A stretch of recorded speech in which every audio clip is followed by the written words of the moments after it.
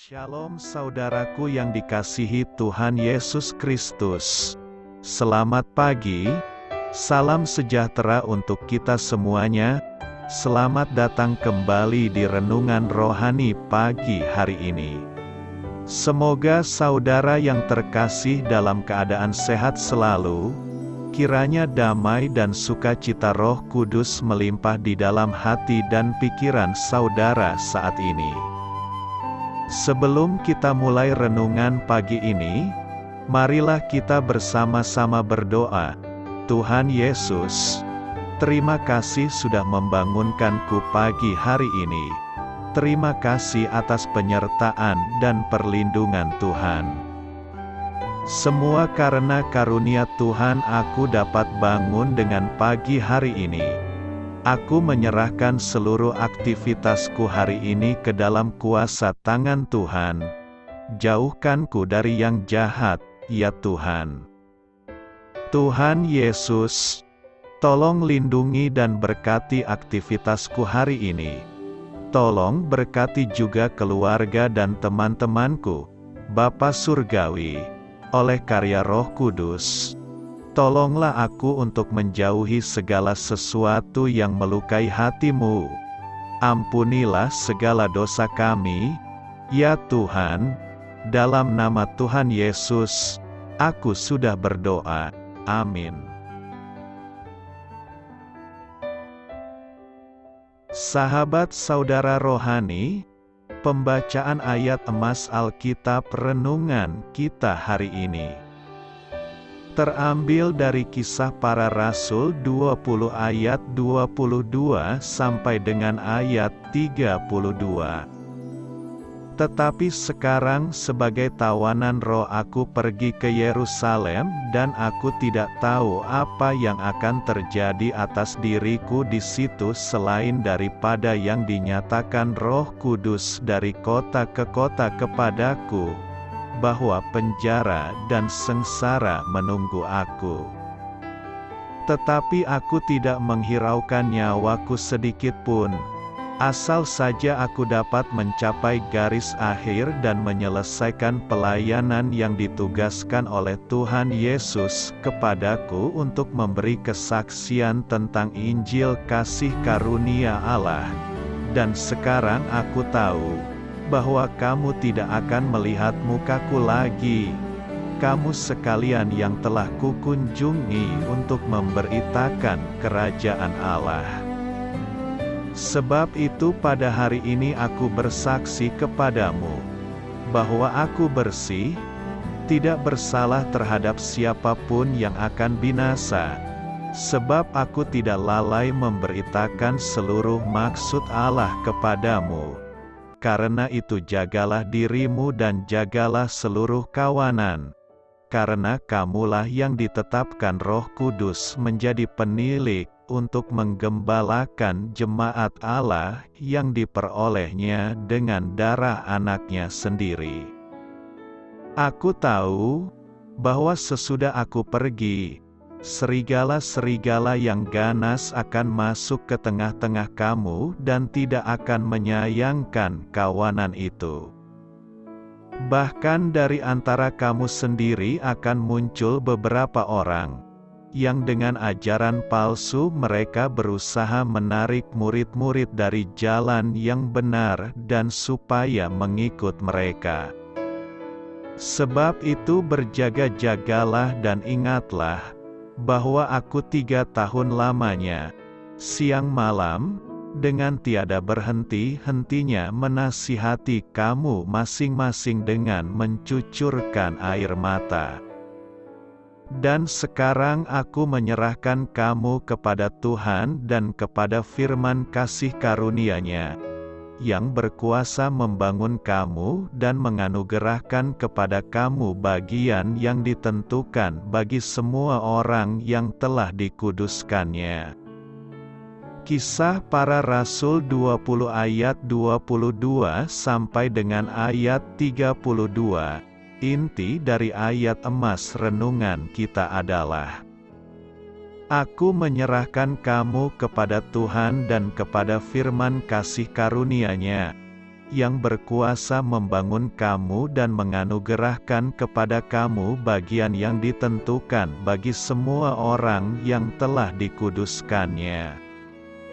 Mari kita mulai renungan pagi kita. Judul renungan kita hari ini adalah Mengenali Suara Allah, ditulis oleh Sochitel Dixon. Kisah inspiratif. Setelah bertahun-tahun meneliti, para ilmuwan meyakini bahwa kawanan serigala mengeluarkan suara yang berbeda-beda untuk membantu mereka saling berkomunikasi, dengan menggunakan kode analisis suara yang spesifik. Seorang ilmuwan menemukan bahwa volume dan nada yang berbeda-beda dalam lolongan serigala memampukannya untuk mengenali kawanan serigala tertentu dengan ketepatan 100%. Alkitab mengisahkan banyak peristiwa ketika Allah mengenali suara umat yang dikasihinya. Dia memanggil nama Musa dan berbicara dengannya. Keluaran 3 ayat 4 sampai dengan ayat 6, Pemazmur Daud menyatakan, "Dengan nyaring aku berseru kepada Tuhan, dan Ia menjawab aku dari gunungnya yang kudus." Mazmur 3 ayat 5. Rasul Paulus juga menekankan pentingnya umat Allah mengenali suaranya. Ketika berpamitan dengan para penatua jemaat Efesus, Paulus menyatakan bahwa Roh telah menjadikannya tawanan dan mendesaknya untuk pergi ke Yerusalem. Ia menegaskan komitmennya untuk mengikuti suara Allah, sekalipun ia tidak tahu apa yang menantinya di tempat tujuannya. Kisah Para Rasul 20 ayat 22. Sang Rasul memperingatkan bahwa dari antara mereka sendiri akan muncul serigala-serigala yang ganas, dengan membawa ajaran palsu. Karena itu, ia mendorong para penatua tersebut untuk berjaga-jaga dan tekun dalam usaha mereka memahami kebenaran Allah. Semua orang percaya memiliki hak istimewa untuk mengetahui bahwa Allah mendengar dan menjawab doa-doa kita. Kita juga memiliki kuasa Roh Kudus yang memampukan kita untuk mengenali suara Allah, yang selalu selaras dengan isi kitab suci. Amin. Marilah kita renungkan di dalam hati kita. Saat Anda mempelajari kitab suci, ajaran palsu apa yang telah dimampukan Allah untuk Anda tolak dan jauhi? Kapan Dia pernah memakai Alkitab untuk menguatkan Anda? Hal ini patut kamu ketahui.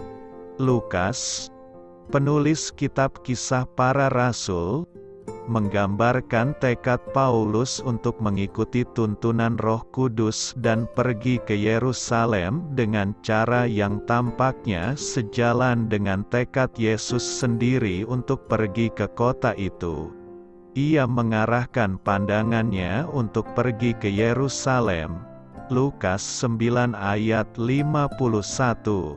Meski tahu betul apa yang menantinya di sana. Paulus berkata, "Sekarang sebagai tawanan roh aku pergi ke Yerusalem dan aku tidak tahu apa yang akan terjadi atas diriku di situ." Kisah Para Rasul 20 ayat 22. Meski sang rasul telah diperingatkan bahwa perjalanannya akan berakhir dengan penderitaan, Paulus memiliki maksud tunggal, yaitu untuk memberitakan Injil dengan kerendahan hati dan kasih.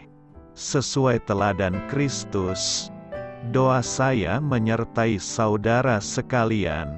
Selamat berkarya untuk Tuhan. Amin.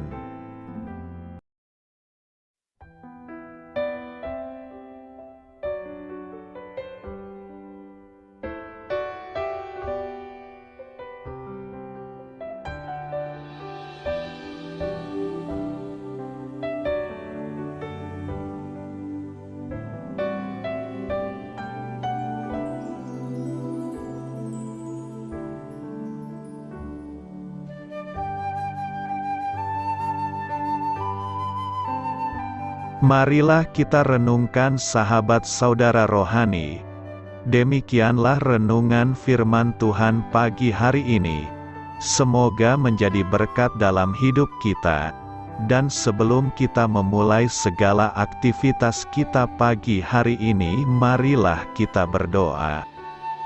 Selamat pagi Bapa, malam hari telah berganti pagi. Kehidupan baru telah Engkau berikan kembali bagi kami. Bapa Surgawi, tolonglah aku menyadari kebutuhan orang lain, supaya aku dapat membagikan apa yang telah Engkau berikan kepadaku. Pada saat aku membutuhkan, berilah aku keyakinan bahwa Engkau akan mencukupkanku, melalui orang-orang yang mengasihi-Mu, bukan karena kami pantas atau layak, namun karena kasih karunia-Mu kami boleh ada, sebagaimana kami ada di pagi hari ini.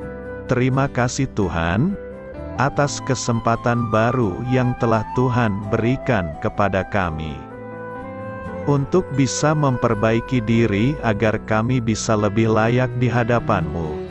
Hari ini kami serahkan semua perkara dan kesulitan yang akan kami lalui ke dalam tangan-Mu. Biarkanlah kami bisa memuliakan-Mu dalam segala aktivitas yang akan kami lakukan. Amin. Biarlah firman Tuhan menjadi pengingat untuk kita semua, bahwa tuntunan dari Roh Kudus akan selalu memberi jalan keluar bagi setiap permasalahan hidup kita, dan memberi kedamaian di hati kita. Sampai jumpa di renungan pagi saudara rohani berikutnya. Kiranya Tuhan selalu memberkati saudara semua hari ini. Amin. Shalom.